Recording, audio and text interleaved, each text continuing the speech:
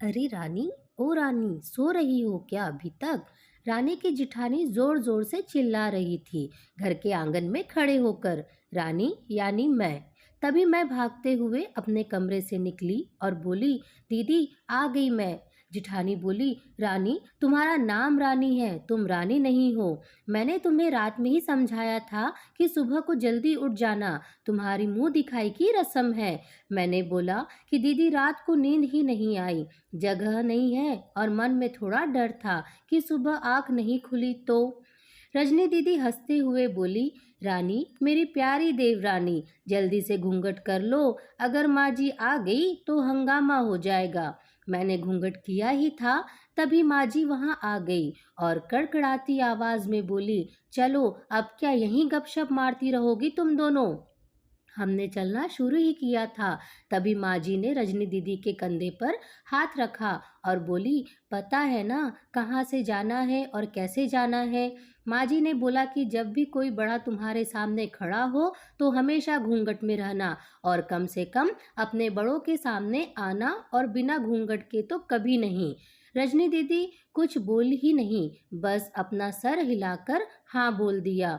मैंने भी बस अपना सर हाँ में हिलाया। माँ जी के जाने के बाद मैंने पूछा, रजनी दीदी आप तो स्कॉलर हो और इन सब चीज़ों को कैसे निभाते हो? रजनी दीदी मुस्कुराई और बोली कि मैं थारे जेठ जी से बहुत प्यार करती हूँ, इसीलिए अभी तक चुपचाप सब चीज़ें निभा रही हूँ। मैं कुछ नहीं बोली और चुपचाप रजनी दीदी के साथ घर के बाहर वाले कमरे पर जाकर बैठ गई। वहाँ पर एक पड़ोस की आंटी जी बैठी थी। वो बोली कि यह कैसी बहू आई है, ससुर जी सामने खड़े हैं और ये यहाँ बैठी है। मुझे कुछ समझ ही नहीं आया। मतलब रजनी दीदी बोली कि आंटी जी अभी नई बहू है, यहाँ के रीति रिवाज सीखने में थोड़ा समय लगेगा। रजनी दीदी मुझे वहाँ से उठाकर मेरे कमरे में छोड़ आई।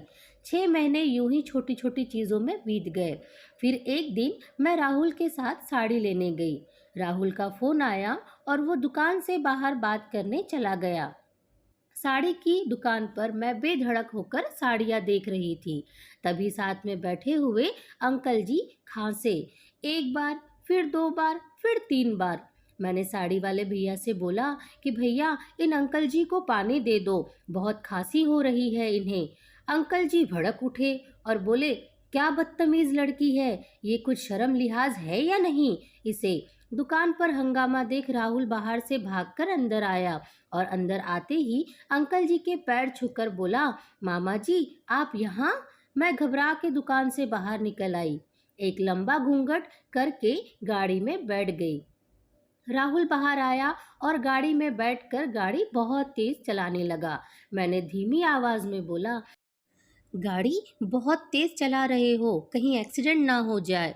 हम घर पहुंचे ही थे, तभी माँ जी जोर जोर से चिल्लाते हुए बाहर आई, देखो आ गई ये रानी साहिबा, खानदान की इज्जत मिट्टी में मिलाकर। तभी रजनी दीदी आई और बोली, माँ जी मेरे शादी को 6 साल हो गए, मैं अभी तक मामा जी को नहीं जानती, ये कैसे जानेगी? माँ जी जोर से चिल्लाई, देखो कैसे चपड़ चपड़ जवान चल रही है इस रजनी की भी। राहुल सबकी बात काटते हुए बोला कि माँ ये दोनों सही बोल रही हैं, अगर ये हमेशा घूंघट करके रहती हैं तो ये मामा जी को कैसे पहचानेगी? और माँ आज मामा जी के फोन पर तुमने पूरे घर की शांति को भंग कर दिया है। ये वो ही समाज है जिसने सीता मैया पर भी उंगली उठाई थी। पिताजी और जेठ जी ने भी अपना पक्ष राहुल के साथ ही रखा। माँ जी थोड़ी देर सोचने के बाद वापस रजनी दीदी और मेरे पास आई और बोली कि तुम दोनों को अपनी मर्यादा पता है, मुझे उम्मीद है कि तुम कभी भी मेरा सिर शर्म से नहीं झुकने दोगी। हम एक ही परिवार के सदस्य हैं और हमें हमेशा साथ रहना है, अच्छा वक्त हो या बुरा वक्त, हर सदस्य को अपनी मर्यादा पता है। माँ जी ने मुझे और रजनी दीदी को गले लगा लिया।